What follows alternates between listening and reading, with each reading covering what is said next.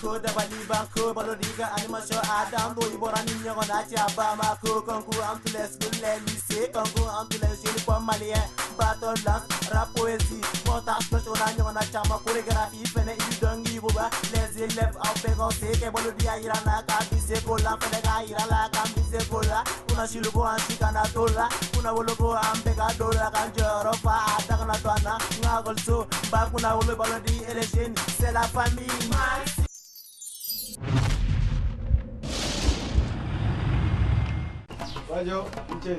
Malitel 500.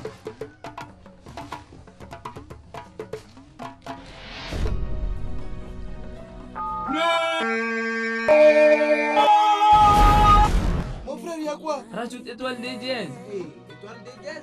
Exclusivité Malitel. Tu grattes, tu ajoutes étoile de jazz. Et maintenant 15 minutes de communication plus 15 SMS. 25 mégaoctets. Tu grattes, tu causes et tu sors. Merci Malitel. Avec Grati plus The Malitel, bénéficiez de plusieurs avantages en toute simplicité. Appelez à partir de 33 francs au lieu de 108 francs. Envoyez des SMS et surfez à volonté. Pour souscrire à partir d'une carte de 200 francs, ajoutez étoile 1 au code de recharge et recevez 5 minutes de communication plus 5 SMS et 10 mégaoctets. Pour les cartes de 500 francs, ajoutez étoile 2 au code de recharge et recevez 15 minutes plus 15 SMS et 25 mégaoctets. Avec Grati plus de Malitel, grattez, causez, surfez. Malitel, proche de vous.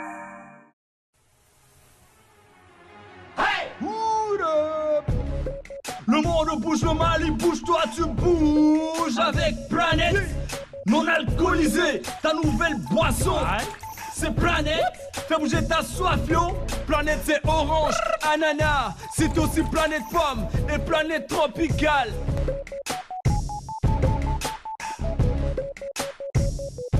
Planète, ton monde, ta vie. Planète orange, ananas et maintenant Planète pomme et Planète tropicale sont disponibles dans tous vos points de vente. Un produit NBB. Alors nous rappelons rapidement les invités. Nous avons la FM Post à travers Alassane Sidibé. l'ETP, Boubacar Koulibaly. On applaudit pour les invités, mesdames et messieurs. ENI ABT, M. Paul Sagara, et USTPB, M. Yacouba Kone. Thème retenu, la fraude en milieu scolaire Balodi. Amis jeunes téléspectateurs, si vous venez de nous prendre en marche, installez-vous confortablement. Je vous rappelle que nous sommes entre les 4 messieurs aujourd'hui. Alassane, Boubacar, Paul, Yacouba. Comme il vient de dire, le thème c'est la fraude en milieu scolaire. Nous allons quand même bien sûr donner la parole à Yaskoul pour les premières questions. Alors, aussi, je rappelle que nous sommes assistés par Kader. Kader, comment vas-tu? Bonsoir Balodi. Alors, nous sommes avec les 4 messieurs, si votre assistance, et aussi Monsieur Choi.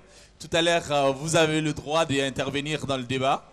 Et voilà, information pour les téléspectateurs et pour les spectateurs qui sont ici avec nous. Avec alors, plaisir. Yes. Alors, nous allons commencer ce débat. On commence par M. Sidibé Alassane. M. Sidibé, selon vous, c'est quoi la fraude en milieu scolaire? C'est M. Sidibé. Je vous remercie d'avoir initié ce thème qui est un thème pertinent et qui est surtout d'actualité en milieu scolaire. Et plusieurs paramètres peuvent intervenir dans cela parce qu'il y a plusieurs manières de frauder. Ça va de la fabrication des données, de la falsification de données et également le plagiat.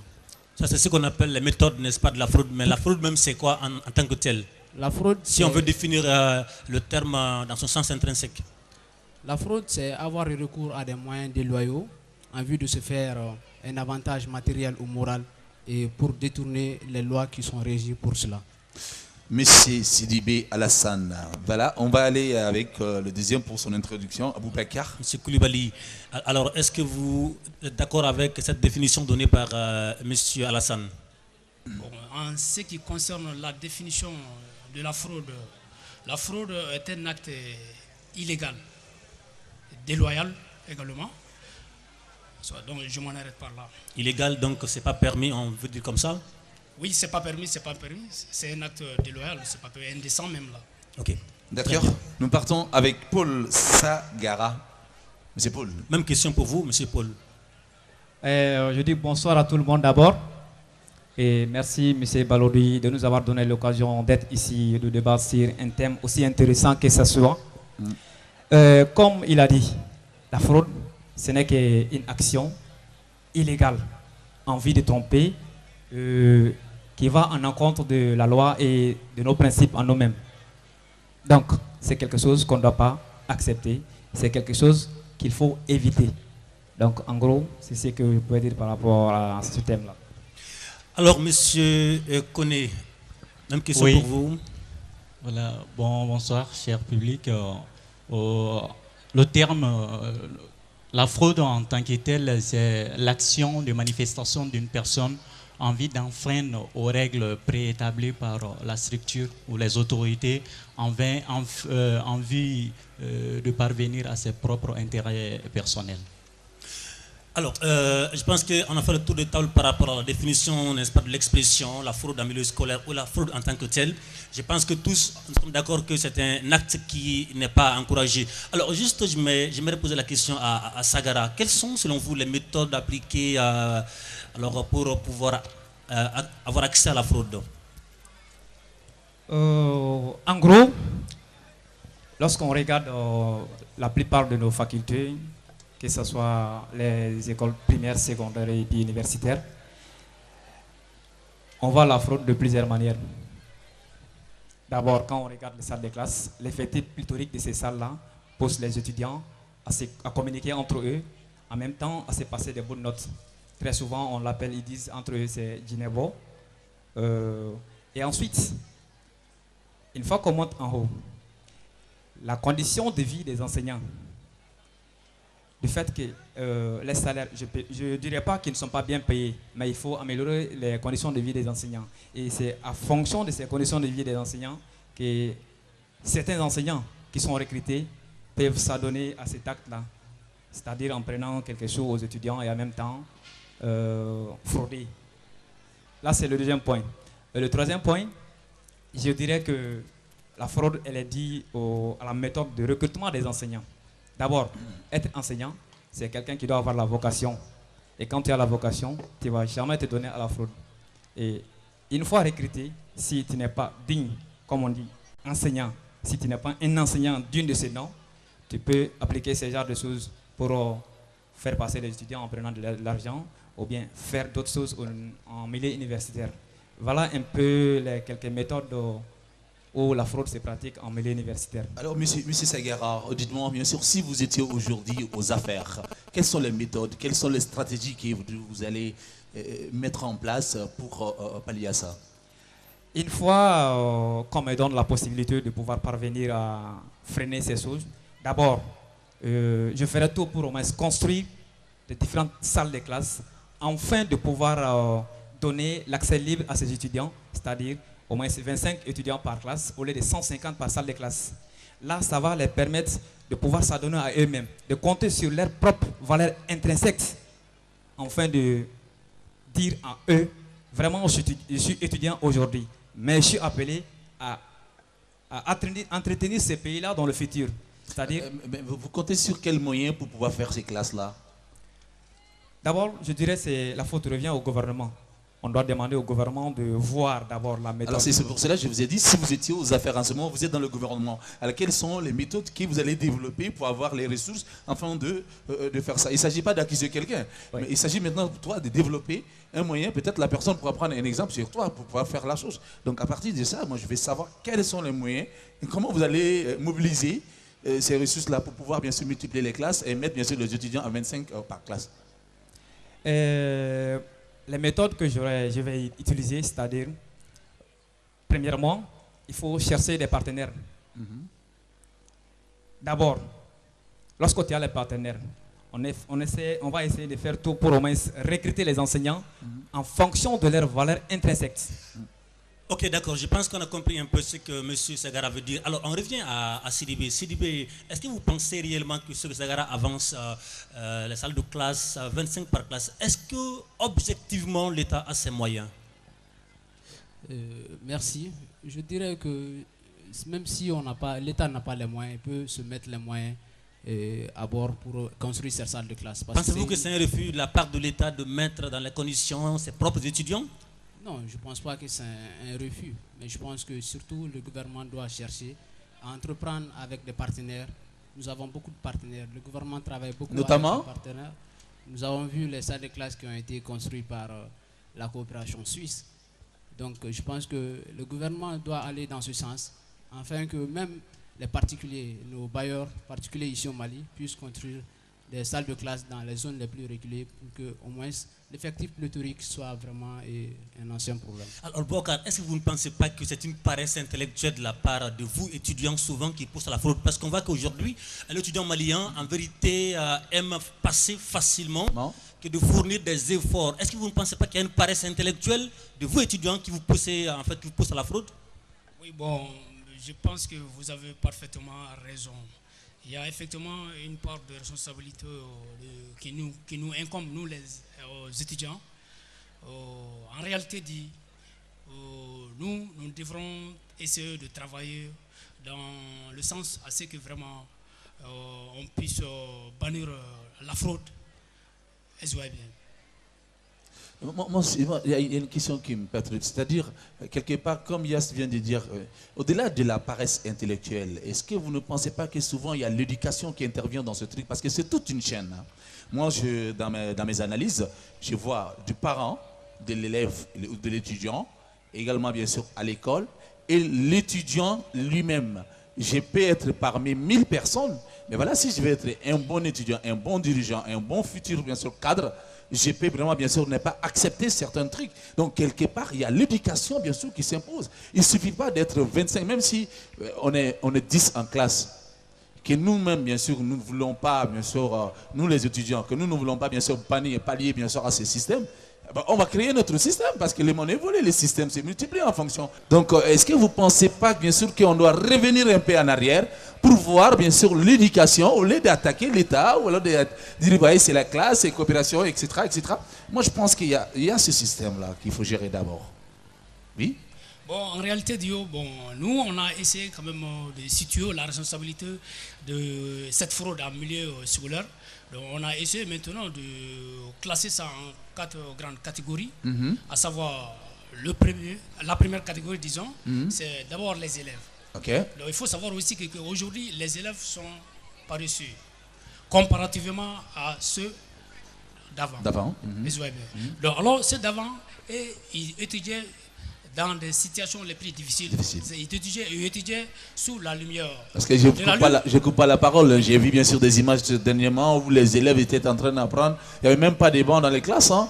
C'était en banco et puis il n'y avait pas de lampe, rien du tout. Effectivement, voilà. Ils étudiaient sous la lumière de la lune. Ils étudiaient sous la lumière également de la lampe à beurre de qualité, de la lampe à pétrole.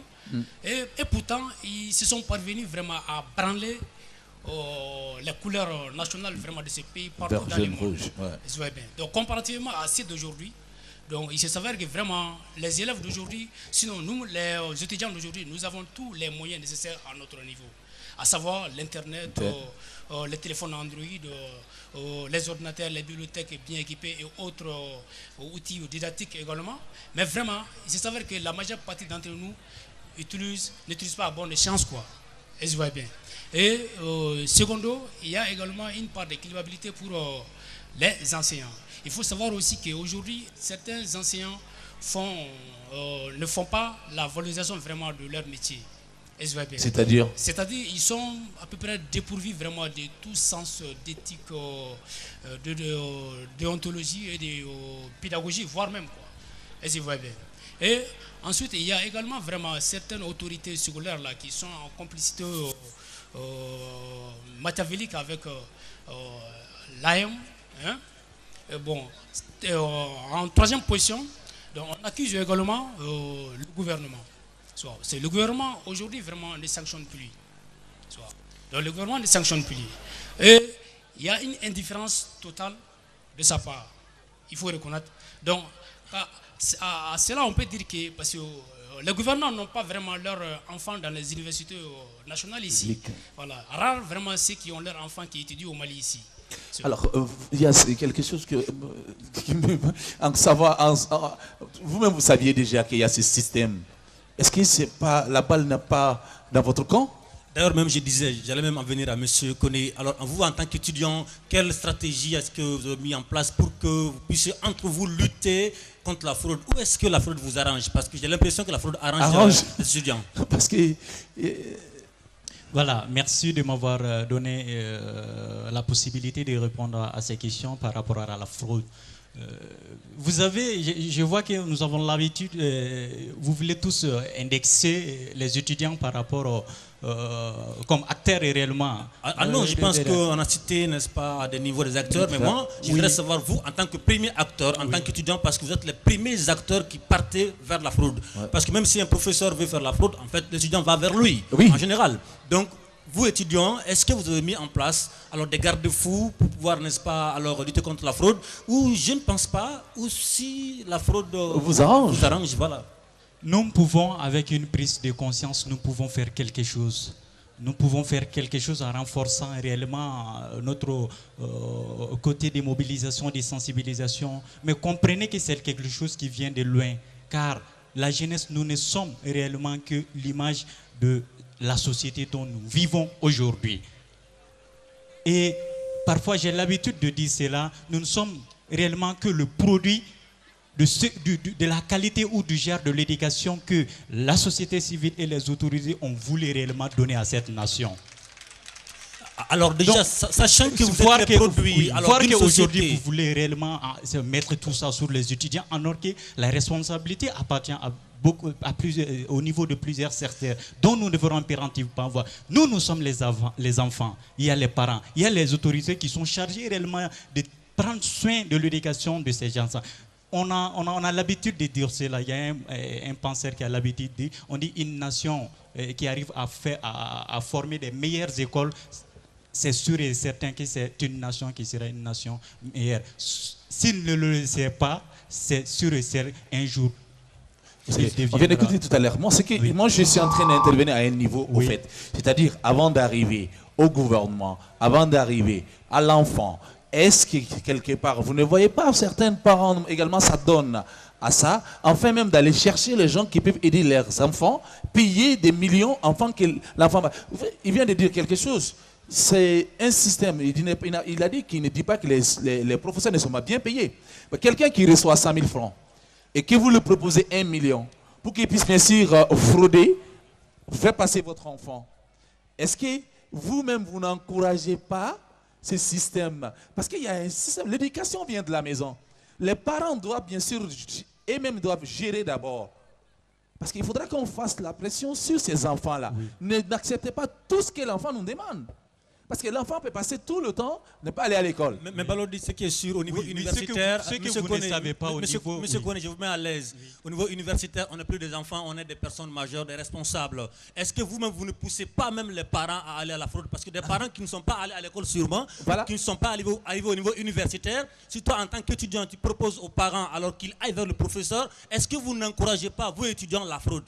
Il faut d'abord savoir qu'est-ce qui pousse l'étudiant à aller vers ces pratiques. Au moment où l'étudiant ne reçoit pas d'enseignement, de formation à l'école, un professeur qui passe toute l'année à ne pas venir, comment voulez-vous que réellement je puisse m'en sortir? Pensez-vous que c'est le professeur? Puisqu'à la fin, s'il vous plaît, puisqu'à la fin de l'année, l'administration fait semblant comme si réellement rien ne s'est passé en nous proposant des sujets dont durant toute l'année nous n'avons rien fait. Mais je dois m'en sortir.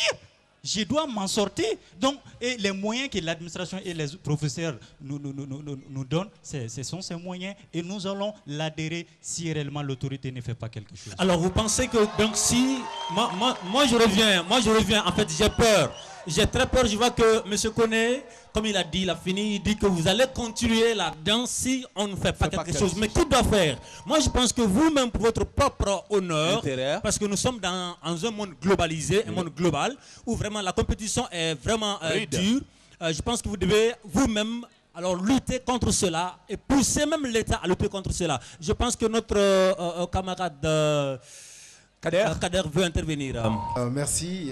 Le débat il est très intéressant. Oui. D'abord, je commencerai par donner ma vision de la fraude. Oui.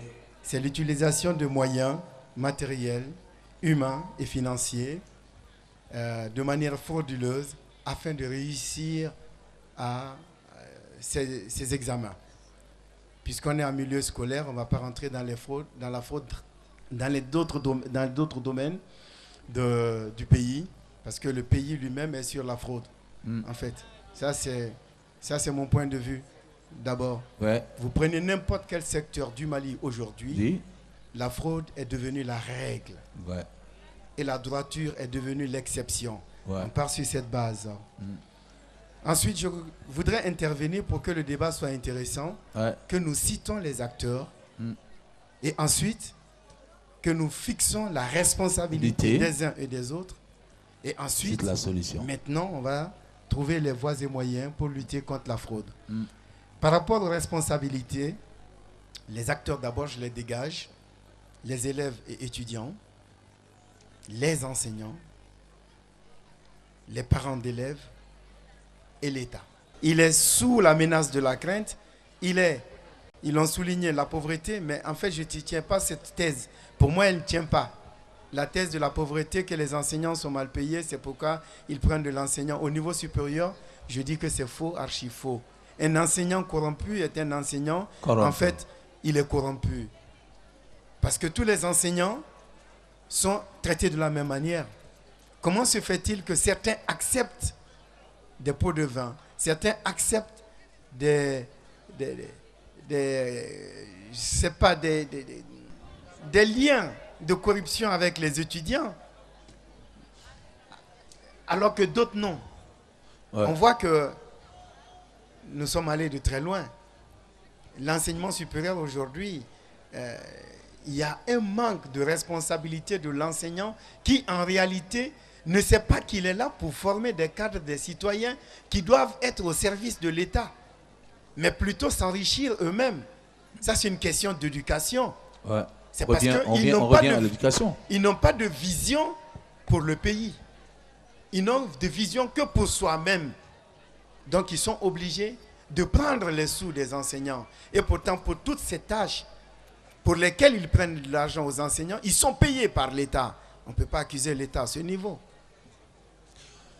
Alors, et enfin, les parents Les parents, ils ne suivent pas les enfants. Moi, je reçois à longueur de journée des parents qui viennent quand leur enfant échoue. Ils disent, mais Mounebeke, qu'est-ce qu'on fait? Là, maintenant, bien sûr qu'on voit qu'il y a beaucoup de cas, il y a beaucoup des étudiants diplômés, voilà, qui n'arrivent pas quand même, bien sûr, à avoir le boulot. Parce que lorsqu'on les fait passer, bien sûr, par l'entretien avec, bien sûr, un monsieur comme Yaskoul, qui fait attention à toutes les virgules, à tous les points, et ça devient très compliqué. Très compliqué. Ça devient très compliqué parce que ça va trouver que c'est un cardon vide. Et la responsabilité de l'État. De l'État, enfin oui. C'est que l'État a démissionné de toutes les instances, pas seulement de l'éducation. L'État à tous les niveaux est en déliquescence. Il faut qu'on se reprenne. Il faut trouver les enseignants qui ont l'amour du métier, mais pas les enseignants commerçants. Ok, alors M. Kader, en quelques mots maintenant, la solution que vous proposez concrètement. Pour ce fléau. Pour ce fléau, c'est très simple, que l'État sévisse, que les fautifs soient sanctionnés, qu'on applique les principes universitaires, qu'on applique ce que nous avons depuis longtemps laissé tomber, le conseil de discipline qui n'existe plus, et qu'on essaye de mettre chacun dans son rôle, l'apprenant dans son rôle, l'enseignant dans son rôle, et l'État qui est là pour sanctionner. Alors je pense qu'on peut applaudir pour M. Kader, pour cette contribution assez éloquente. Et ben alors, on va aller avec Choi. Choi, voilà, votre impression sur ce débat. Vous avez des contributions? Oui, ce que je vais dire, je ne vais pas blâmer le gouvernement ni les enseignants. Moi, je demanderai aux étudiants de proposer des solutions concrètes, puisque le problème est déjà là. Qu'est-ce qu'il faut faire pour vaincre ce fléau? Là, moi, je proposerai aux étudiants de nous fournir des preuves, des propositions concrètes.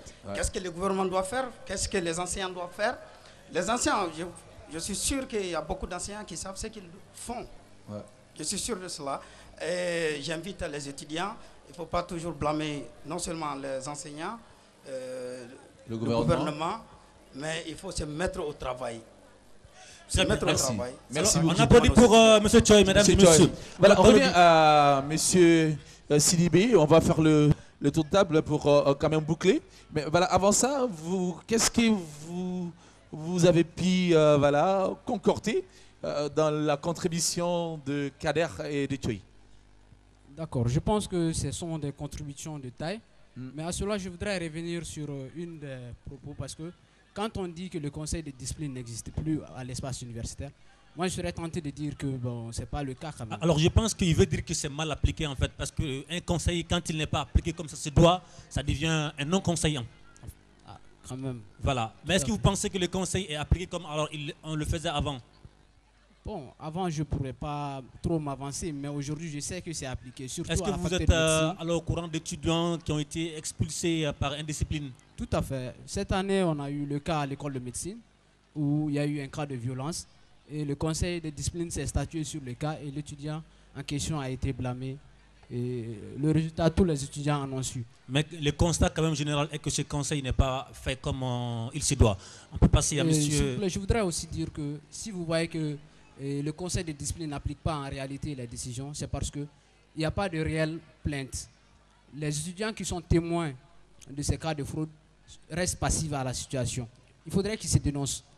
Parce qu'il y a les journaux pour ça, il y a le doyen, il y a toute une instance qui sont là et qui peuvent vraiment se manifester pour qu'il y ait une solution. Alors, M. Koulibaly, vous, vos propositions concrètes pour la fin du débat? Pour la fin du débat?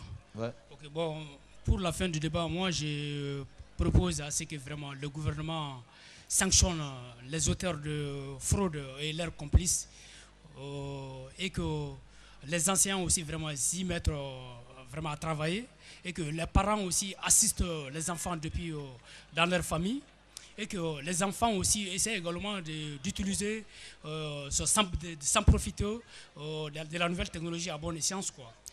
Alors je vois qu'il a juste parlé de l'État, des parents, enseignants, mais pas de vous étudiants, alors qu'on vous met à la tête de cette activité qui n'est pas du tout noble. Ok, donc c'est à nous, les étudiants également, de faire vraiment l'examen de conscience concernant sur la fraude. Comme on le dit en Bambara. Allez-vous le faire? Oui, vraiment. Moi, je crois qu'à partir de cet instant, il faudra bien sûr qu'il y ait une sensibilisation très bien. Alors, nous allons passer à Paul Sagara. Paul, des propositions concrètes pour que nous puissions tous ensemble en arriver à bout. Voilà, merci. Je remercie toujours le gouvernement parce qu'il est là à mener des actions par rapport à la lutte contre cette fraude en milieu universitaire. Mais néanmoins, je l'interpelle à ce que le recrutement des enseignants se fait par rapport à la valeur intrinsèque de l'enseignant elle-même. Il ne suffit pas que l'enseignant vienne du Maroc, de Tunisie, en France ou au consort, venir avec son diplôme et déposer. Mais comment est-ce que vous, étudiants, pouvez-vous contrôler le niveau d'un enseignant qui vraiment vous surclasse déjà? Le niveau de l'enseignant est directement détecté lors des séances de TD. Ok, continuons avec les propositions. Voilà. Lorsqu'on recrute les enseignants en fonction de leur valeur intrinsèque, là, ça donne d'abord un avantage. Quelqu'un qui a le niveau, dès qu'il a l'amour de son travail, il va bien faire le travail. Jamais frauder. Et le point où je disais de vous revoir un peu les conditions de vie des enseignants.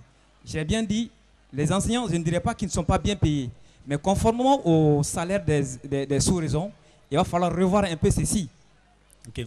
Balodé, je pense qu'on va nous tourner vers la dame. Voilà, on va aller avec Kader. Rapidement, madame, vous présentez et voilà, vous donnez votre point de vue rapidement sur ce débat. Bonsoir. Bonsoir, madame. Vous vous appelez comment? Je m'appelle Aminata Adama Keita. Aminata? Adama Keita. Ok, Aminata, on vous écoute. Quelle est votre contribution? Tout d'abord, ma remarque, c'est qu'il n'y a pas de parité dans le débat. Parce que je ne vois aucune femme. C'est pour cela que je me suis présentée. Non, mais bien sûr, on a fait appel à tout le monde, mais c'est les hommes qui sont venus. Ben voilà, si vous êtes là, vous êtes une femme, ça s'appelle appel. Applaudissez pour les femmes, s'il vous plaît.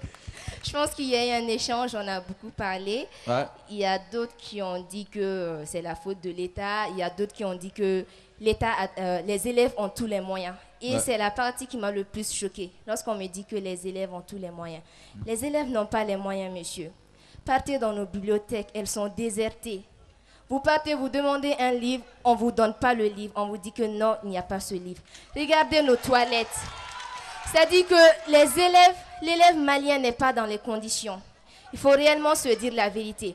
On nous parle d'un système LMD. Imaginez, on n'a que 12 heures, 3 séances, lundi, mardi, mercredi, pour apprendre la philologie, le latin. Est-ce que c'est possible?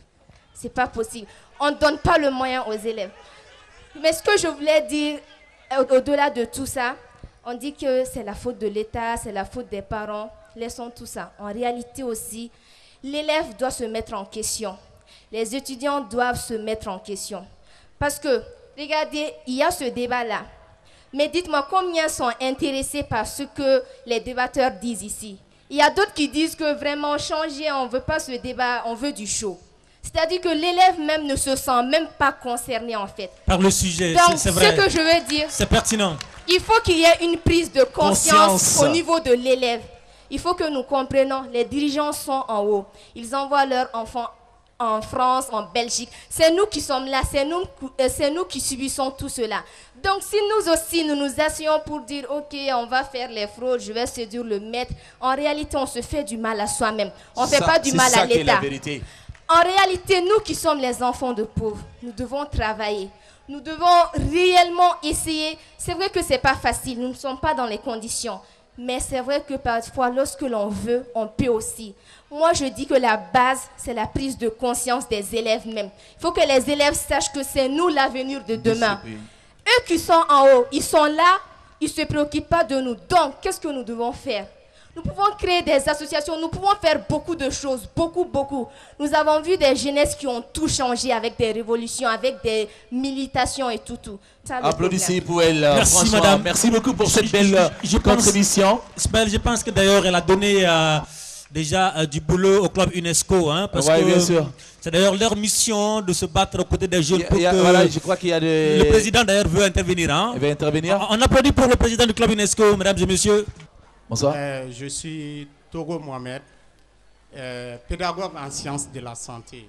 Et aujourd'hui, je suis le responsable de la filière pédagogie des sciences de la santé. Ça veut dire que les étudiants, les enseignants en sciences de la santé sont formés dans ma filière. Donc, je dis que concernant cette question de fraude, les gens ont leur vision là-dessus. Il n'y a pas deux responsables que l'apprenant. L'étudiant. L'étudiant. Il est le seul responsable de ces fraudes-là. J'avoue. Parce que c'est question de moralité. Est-ce que vous avez compris? Oui. Donc, s'il n'a pas une bonne moralité, il harcèle ses parents à aller vers la corruption. Évidemment, c'est ce que j'ai avancé. Aucun des parents ne pourra avoir le courage et le cœur de se lever, chercher un enseignant pour arranger son enfant. Ce n'est pas possible. C'est les enfants qui harcèlent les parents. Merci professeur, on applaudit pour lui. On applaudit pour lui. Merci voilà, beaucoup. Alors, rapidement, un dernier intervenant, un dernier pour qu'on puisse clore ce débat. Rapidement, oui. Je suis psychologue, enseignant-chercheur. Alors, je voudrais dire que Balodi prend des galons parce que cette émission est en train de problématiser. Alors, on applaudit alors, mesdames et messieurs. Je ferai partie de ceux qui vont l'appeler Général Balodi. Pourquoi? Parce que le débat il est intéressant. Je crois qu'il faut recadrer un peu les choses. Parce qu'on donne l'impression que la fraude est une caractéristique malienne. Je voudrais dire qu'on nous regarde partout. Disons qu'il y a plusieurs invariants. Parmi lesquels, d'abord, la fraude, elle a vécu toutes les époques. Ce n'est pas la première fois qu'il y a des fraudeurs dans le monde. Ouais. Deuxièmement, la fraude, elle est multinationale. Sinon, c'est un problème mondial. Aujourd'hui, sinon, il faut une action panafricaine pour combattre la fraude. Maintenant, nous posons des problèmes qui sont superficiels. Lorsqu'on attaque les acteurs, les enseignants, tout cela risque de démoraliser certains qui font bien les choses. Il faut faire attention parce que tous les enseignants maliens ne sont pas corrompus. Évidemment. Tous les étudiants maliens ne sont pas des fraudeurs. Oui. Il faut recadrer les choses. Alors, je vais dire qu'il y a des causes pédagogiques, didactiques, si vous voulez, sociales. Ici, c'est notre rapport même à la réussite qui est interrogé. Quel est notre rapport à la réussite? Je tenais vraiment à le dire que ce n'est pas un problème malien. Même si on voit les étudiants maliens ici, sur ce plateau, on en a au Burkina, on en a au Sénégal, on en a... Puisque nous sommes sur la panafricaine. Nous sommes sur la panafricaine. Le malheur est que si nous ne faisons pas attention à certains débats qu'on nous fait porter, nous aurons l'impression que nous sommes les plus mauvais du monde. L'Europe est malheureusement une Europe corrompue. Si vous faites les universités européennes, vous allez voir le même phénomène. Si vous partez en Asie, vous allez voir le même problème. Alors, Monsieur le Président, Monsieur le Président, mais attendez, je n'encourage pas les gens à le faire. Je n'encourage personne à le faire. Mais je crains que le débat qu'on est en train de porter ne décourage les bons. Alors, Monsieur le Président, j'ai peur que ça ne décourage les nombreux qui se battent pour que ce phénomène-là ne gagne pas du terrain. Voilà. Alors, est-ce que vous ne pensez pas qu'il faut que chaque pays parle de son cas précis? Alors, c'est déjà courageux qu'on parle du cas du Mali. Oui. Puisque nous sommes à l'étape du Mali. Maxi Tourskoul va faire le tour d'Afrique. Nous avons fait le Burkina, nous sommes au Mali. Nous allons partir bientôt en Côte d'Ivoire et au Sénégal, etc. Actuellement, nous allons traiter les cas par cas. Comme on dit que chacun balaye devant sa porte, en fait. Nous savons que c'est un phénomène, bien sûr, mondial, comme vous venez de dire. Mais quand même, bien sûr, nous sommes au Mali. On va essayer quand même, bien sûr, de parler des cas du Mali. Oui, mais le Mali, vous savez, aucun pays n'existe. Aujourd'hui, nous avons des pays qui existent. Nous sommes les uns les autres. Oui. Donc, parler du Mali, c'est oublier qu'on est les autres. Et je voudrais dire qu'aujourd'hui, 60 ans après nos indépendances, nous n'avons pas compris qu'il faut refonder nos écoles. Ouais. Nous n'avons pas compris que nous ne nous sommes pas posé les véritables problèmes. C'est quand le médecin veut soigner le malade, il lui trouve la thérapie appropriée. Ce n'est pas autour de la fraude aujourd'hui qu'il faut amener le débat. Je suis d'accord qu'il faut revoir nos objectifs. Il faut revoir notre pédagogie. Aujourd'hui, ce n'est plus la pédagogie traditionnelle qu'il nous faut. C'est une pédagogie inclusive qui prend en compte chacun des éléments de l'école, qui n'oublie pas les plus faibles, qui prend en compte les pauvres, qui pense aux riches, etc. Très bien, on applaudit pour lui. On applaudit, voilà, nous sommes au terme de ce débat. Voilà. Merci beaucoup. Merci beaucoup. Nous allons quand même venir avec Yacouba. Merci, voilà, donc on revient avec... on applaudit pour lui, mesdames et messieurs. Très fort, Yacouba. Donc rapidement, pour clôturer... Oui, je remercie les intervenants. Je crois que tout a été dit. Je ne fais que faire appel aux étudiants pour la prise de conscience. C'est notre avenir qui est actuellement en jeu. Qui songe en nous ou pas, je fais appel aux jeunes, s'il vous plaît. Après les études, c'est le chômage promis. Et nous sommes confrontés avec ce système de mondialisation d'affronter les autres étudiants des autres pays. Faisons très attention, sinon nous perdrons le Maliba. Merci, Monsieur Koné. Je pense que nous sommes à la fin de ce débat et nous reconnaissons que la fraude est un fléau mondial, mais qui concerne le Mali aussi. Donc, il est impérieux qu'on en parle et nous remercions alors ces étudiants de la FM Post, M. Siliba Alassane, l'INTP, Boubacar Koulibaly et Eni ABT, Paul Sagara et M. Yacouba Koné de l'USTPB. On applaudit pour l'USJPB. Très bien, j'y arrive. Donc, on applaudit pour ces chers étudiants. Yaskoul, moi je crois que... les téléspectateurs, comme vient de dire le président, les téléspectateurs se rendent compte que nous sommes allés dans un autre domaine dans cette émission. C'est là et dit bien sûr tous les conseils que les gens nous donnent à longueur de journée. Puisque l'émission cette année, ça fait 2 fois que nous venons dans cette université. La première fois c'était à la FSEC et ce soir nous sommes ici. Alors, nous pensions que, comme vous venez de dire, il y a une prise de conscience déjà qu'à déclencher. Et moi, je ne ferai que bien sûr remercier les étudiants, d'abord bien sûr, qui sont restés pour écouter, pour regarder ces débats. La dame, elle vient de dire, il y en a qui ont dit, on veut le show. Moi, j'ai tout le temps dit, joins l'utile à l'agréable. C'est très important. Et je vais m'adresser à mes jeunes élèves du lycée, etc., qui ne sont pas encore arrivés à votre niveau, de faire très attention. Donc faites attention. Oui. Même aujourd'hui, j'ai vu des artistes, ils sont chanteurs, mais qui ont fini avec les études. Je donne l'exemple, bien sûr, Master Semi aujourd'hui. Il est diplômé. Nampé Sadio aussi. Nampé Sadio. Oui. C'est des gens qui n'ont pas voulu mélanger certaines choses avec les études et qui ont terminé, qui peuvent travailler en même temps, faire d'autres choses. J'ai vu, bien sûr, un jeune à la FSEC, on l'a rencontré, il est tailleur, il s'est styliste aujourd'hui, mais il vient de terminer cette année. Donc moi je crois qu'il faut que les gens comprennent. Nous allons se donner la main, travailler en synergie avec le club pour voir également bien sûr quelles sont les choses qu'on peut développer pour décourager les gens bien sûr dans ces fléaux et voir également bien sûr comment nous pouvons soutenir aussi l'État dans sa politique. Parce qu'il ne suffit pas que l'État injecte l'argent et construise les classes. Alors je peux dire, tu peux construire les classes, mettre les gens dedans s'ils ne veulent pas. S'ils ne veulent pas changer. Il faut qu'il y ait une prise de conscience même au sein des élèves étudiants du monde, d'Afrique et peut-être puisque nous sommes au Mali, du Mali. Merci, c'était là notre débat ici avec le club UNESCO. Ce son est un message destiné à toutes les personnes qui maltraitent les enfants d'autrui. Le chagrin de la mort d'un époux a une durée limitée, mais on ne se console jamais de la mort d'un enfant. CB Gang 2.8. Niemiri Fochibeti Nyekan Mundela Gere Bude Umbetan Fataya Bataya Torobala Miri Jugu Ami Jugu Shirotaya Niemiri Fochibeti Nyekan Mundela Gere Bude Umbetan Fataya Bataya Torobala Miri Jugu Ami Jugu Shirotaya. Mais pourquoi Gere Boubetan? J'ai dit pourquoi Gere Boubetan, fatigué, affamé tout le temps. Ils passent la journée à marcher sous le soleil comme des militants. J'ai les larmes aux yeux quand je vois traîner ces enfants. Contrairement aux Karamogo qui les traitent comme des chiffons. Ils partent sous le prétexte de venir étudier, de venir comprendre et apprendre à lire le Coran. Ces enfants sont moins considérés par le monde entier. Ils font des kilomètres de porte en porte et en pied. Le gouvernement n'intervient que quand ils sont mourants. Le ministère des droits des hommes, Aya Fonyo Bemouna.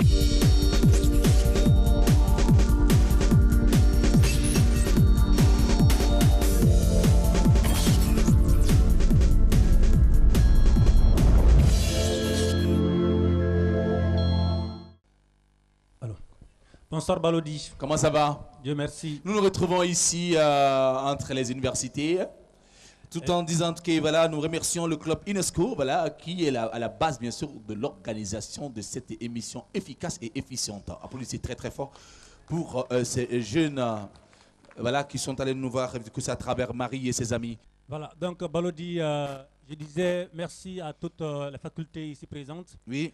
Après le tour du Mali, on se retrouve ici encore à Maxi Grand, on peut l'appeler comme ça, grâce au club UNESCO, pour cette émission. Et nous amorçons l'une des phases les plus importantes, sinon cruciales de l'émission. Alors les mots et lettres, où nous essayons de jouer ensemble, on s'amuse en vérité, mais de façon intellectuelle et sérieuse. Alors ici, en mots et lettres, Balodi, j'aimerais juste dire à nos chers étudiants que la différence entre mots et lettres de Maxi Tour School, c'est que la plus petite erreur possible invalide un résultat. C'est-à-dire qu'il n'y a pas d'erreur que nous on laisse passer, quelle qu'en soit la petite erreur, qu'il y en a qui disent mais vous là, on peut le laisser, nous on ne laisse pas tomber. On commence par la FM Post. Allez, consonne ou voyelle? Consonne. Consonne. Vous, nos amis. Voyelle. Voyelle. FST ISA. Nos amis, bien sûr, de ENTP. Consonne. Consonne. USJPB. Voyelle. Voyelle. Allez, un fait un poste. Consonne. FST ISA. Consonne. Voilà nos amis de ENTP. Voyelle. USJPB. Voyelle. Voyelle. FM poste. Consonne. Consonne. Voilà, c'est bon. C'est parti. Vous avez 1 minute pour pouvoir former le mot le plus long. C'est parti.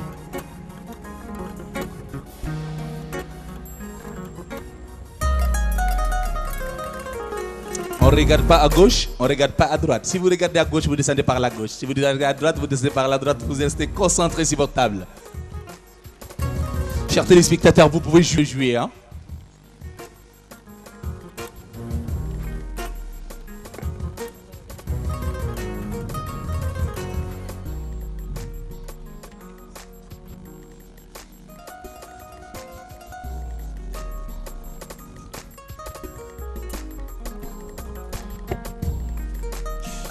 Sponsorisé par la Sotelma Malitel, la nouvelle brasserie bamakoise avec la boisson Planète Vinto. Stop! Nos amis de la F1 Post, qu'est-ce que vous avez trouvé? Flux. Allez, montrez.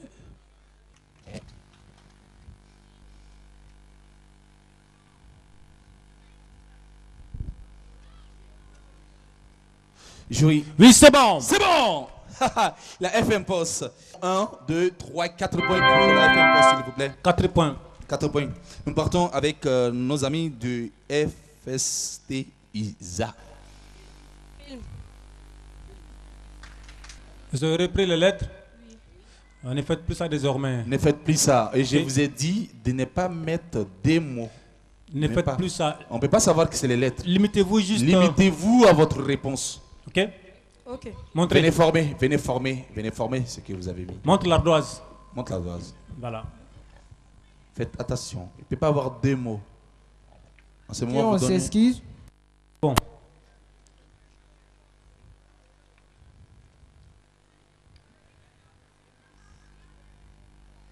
Jury. Oui, c'est bon. C'est bon. 4 points également, bien sûr, pour FST ISA. Voilà. Nos amis de la NTP. On a eu Lux. Lux. Malima, tu vas former.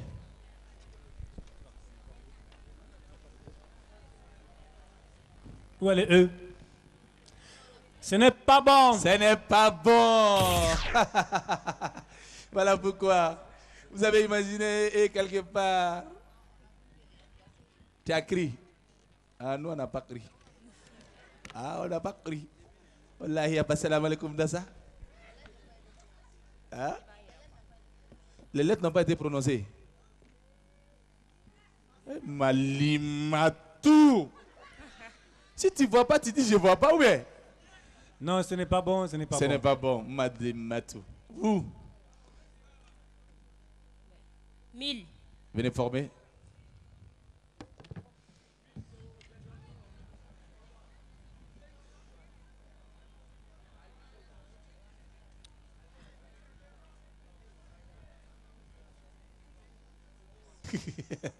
Jury. Oui, c'est bon. C'est bon. 3 points pour nos amis de USPB. C'est ça. D'accord, jury, on continue. Question citoyenne qu'on appelle encore culture générale. Voilà. Question citoyenne. Vous écrivez, s'il vous plaît. Le 16 mai marque l'anniversaire du décès d'un grand homme politique qui a marqué l'histoire du Mali. Il s'agit de qui vous portez sur l'ardoise? C'est parti. Vous avez 10 secondes.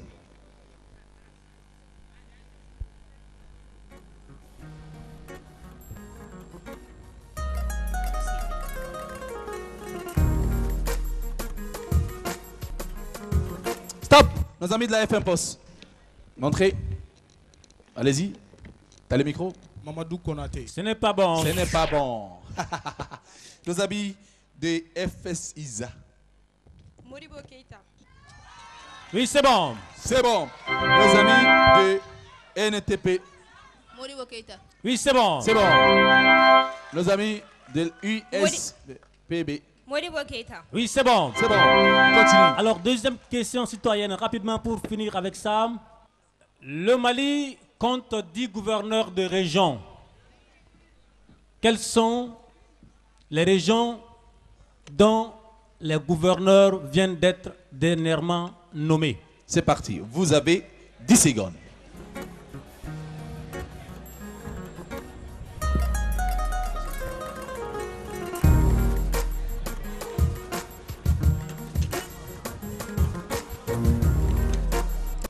Menaka et Tessalit. Ce n'est pas bon. Ce n'est pas bon. Nos amis de... Ikazo, Gao et Kidal. Non, ce n'est pas bon. C'est pas bon. Nos amis de... Menanga et Taoudeni. Oui, c'est bon. C'est bon. C'est bon. Nos amis de ISJPB. Menanga et Taoudeni. Oui, c'est bon. C'est bon. Alors, décompte pour cette phase. Décompte pour la phase...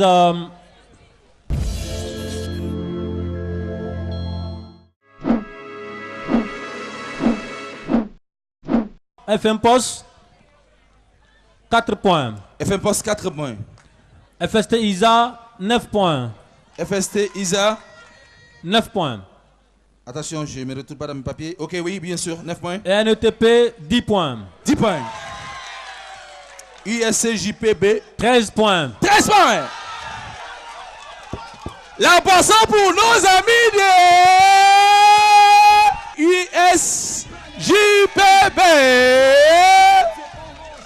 Et automatiquement, on me donne une boisson quand même. Man, toi aussi, mouya langue. Chips, là. Toi aussi, quand même. Hop là. On ouvre les amis, on ouvre. Hop, attention. Hop là, ça. Hey, c'est parti. Et on va. Avec Planète, non alcoolisé, ta nouvelle boisson. C'est Planète. Avec Planète. Et on va les féliciter. C'est pas fini. Parce qu'il y a les filières qui vont arriver tout à l'heure. Pour l'instant, vous gardez les boissons avant qu'ils vont. Merci. D'accord. Jury, nous partons avec la phase des spécialités.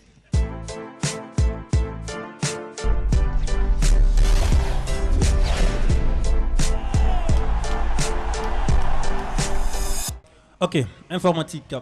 FST Isa, on commence par vous. Quel est l'opposé du software ou software? Vous avez 15 secondes. Prononcer. Quel est l'opposé du software? C'est parti, top chrono. Stop, on pense qu'ils ont fini, stop. Edouard. On y va. Jury. Je vais bien voir sur... On va voir... Ok, alors c'est quoi un hardware? Edouard s'occupe de tout ce qui concerne la partie intérieure d'une machine. Oui, c'est bon. C'est bon.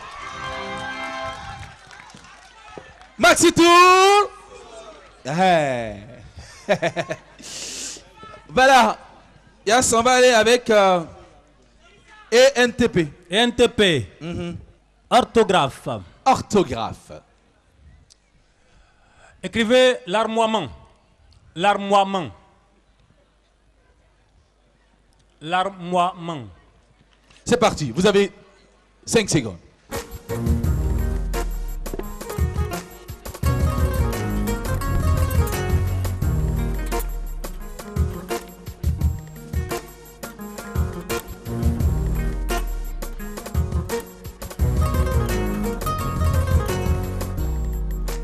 L'armoiement. Stop. J'avoue qu'on est à l'université, ce n'est pas bon. Le découpage syllabique n'est pas bien fait. N'est pas bien. Très mal découpé. Il fallait faire descendre. On vous a appris à faire un découpage syllabique. Cela ne se lit pas. Ce n'est pas bon. USJPB, Monsieur Kader. USJPB, Monsieur Kader.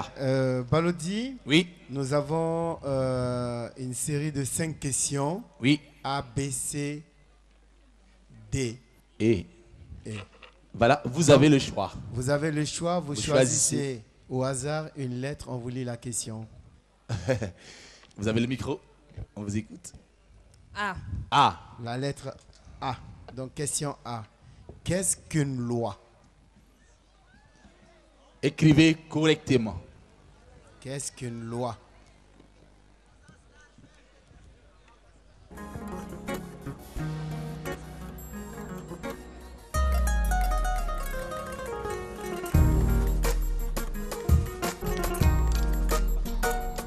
Stop. Nos amis de USJPB. Une loi est un acte voté par le Parlement. Messieurs. Alors, j'ai vu que le professeur a fait comme ça, mais moi, je voudrais bien regarder.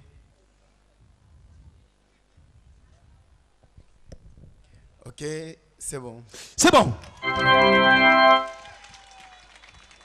USJPB. Nous revenons à nos amis, bien sûr, de FST ISA. En plus de Java, est-ce que vous pouvez citer un autre langage de programmation? C'est parti, vous avez 30 secondes. Vous n'avez pas entendu la question? Allez-y. S'il vous plaît, nous avons une question. Vous demandez de citer une autre ou bien plusieurs. Un autre langage de programmation. Un autre langage, excusez. de programmation, oui. Allez, c'est parti. Vous avez 15 secondes. On écrit correctement et lisiblement.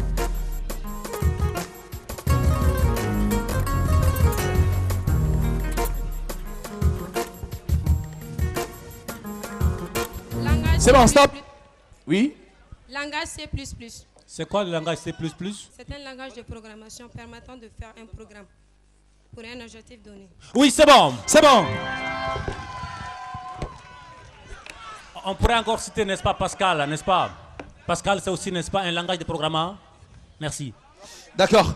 On y va avec nos amis de NTP et NTP. NTP. Écrivez héroïne. Héroïne.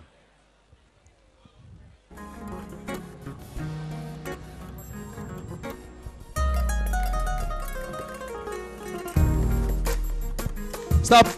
Allons-y. Jury. Ce n'est pas bon, il manque l'accent aigu sur le E. Obligatoire. Oui. Il manque l'accent aigu sur le E de héroïne. Mesdames et messieurs, E majuscule prend l'accent aigu. De nos jours, il faut mettre l'accent aigu. Et pourtant, attention, d'ailleurs, même là, personne t'a dit de mettre majuscule, n'est-ce pas? Écrit correctement. J'ai dit écrit correctement. Même si c'est E majuscule, on met l'accent sur le E majuscule. Ce n'est pas bon. Il n'y a rien à faire. Vous voulez dire quelque chose? C'est des choses qui... Vous voulez dire quelque chose, mademoiselle? C'est pour la visibilité qu'on a mis en majuscule. Alors, dans ce cas, mettez l'accent aigu pour la visibilité aussi. C'est-à-dire, au début de l'émission, on a dit lisiblement. C'est pas grave, on continue. Nous allons partir avec nos amis de USJPB. C, D, E et B. Qu'est-ce que vous choisissez au hasard? B. J'ai pas entendu? B. La lettre B. B. Oui. Qu'est-ce qu'un droit patrimonial? Qu'est-ce qu'un droit patrimonial? C'est parti.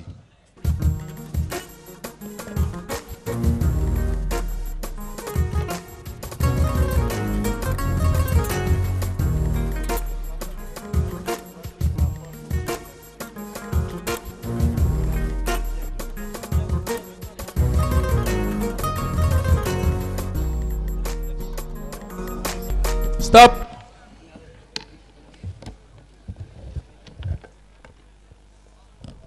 Un droit patrimonial est un droit évaluable en argent.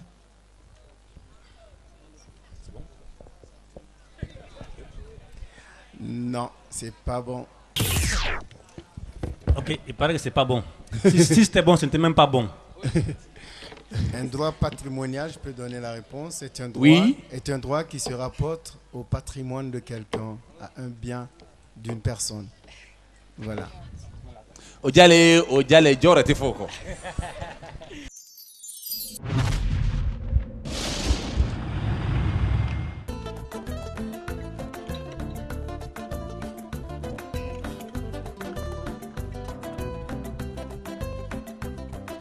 Avec Malitel, simplifiez vos transactions.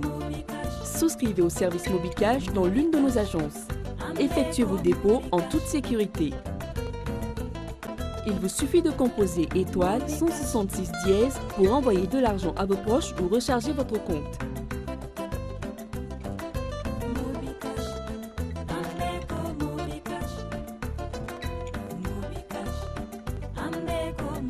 Vous pouvez aussi retirer de l'argent dans l'un de nos points de vente Malitel et faire vos achats.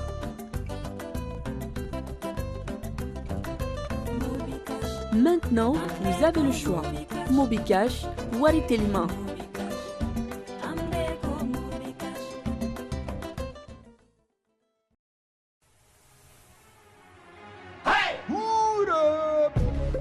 Le monde bouge, le Mali bouge, toi tu bouges avec Planète non alcoolisé, ta nouvelle boisson.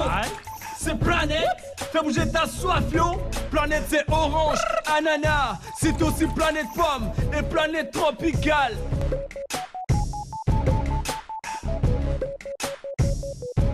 Planète ton monde, ta vie. Planète Orange, Ananas et maintenant Planète Pomme et Planète Tropicale sont disponibles dans tous vos points de vente. Un produit NBB.